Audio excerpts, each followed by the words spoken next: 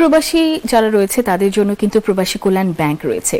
এর মাধ্যমে একটু বিস্তারিত আপনার কাছ থেকে জানতে চাই আসলে কি কি সহায়তা প্রদান করা হয়।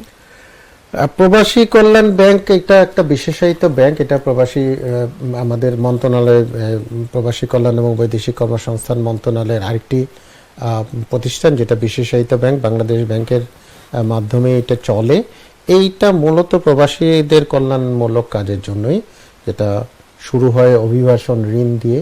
একজন বিদেশে যাওয়ার জন্য এখান থেকে বিনা জামানতে ঋণ পেতে পারে। তারপরে ভাষা শিক্ষার জন্য ঋণ পেতে পারে। এগুলো বেশ কিছু উদ্যোগ রয়েছে, যার আবার কিছু সাম্প্রতিক এই বর্তমান সরকারের আমলে যেগুলো লেয়ারগুলো বেড়েছে, 10 লক্ষ টাকা পর্যন্ত সে ভাষা শিক্ষার জন্যই দেওয়া হচ্ছে। শুধুমাত্র তেমন কোনো পেপারসই লাগে না, তার শুধু যেই প্রতিষ্ঠানে লেখাপড়া করবে তাদের সার্টিফিকেট অফ এলিজিবিলিটি, একটা সার্টিফিকেট দিলেই 10 লক্ষ টাকা পর্যন্ত ঋণ নিতে পারে।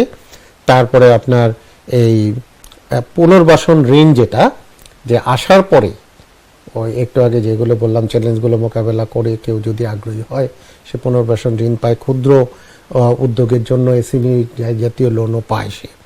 তারপরে আমরা আরেকটা কাজ করি যে তাকে শুরুতেই আসা মাত্র সে যদি আমাদের এনলিস্টেড হয়, একটা এককালীন খুবই ছোট 13,000 13,500 টাকা প্রণোদনা ক্যাশ দেওয়া হয়, এবং যদি সে প্রশিক্ষণ নেয় প্রশিক্ষণ ভাতাও দেওয়া হয়। এগুলো মিলিয়ে তাছাড়া আমাদের দক্ষতা উন্নয়ন বা স্কিল ডেভেলপমেন্টের কিছু তাদের জন্য রয়েছে, যেটা একটু আগে বলেছিলাম যে ওই যে দক্ষতা স্বীকৃতি, এটাকে আমরা বলি recognition of prior learning, RPL. এটা খুব দরকার।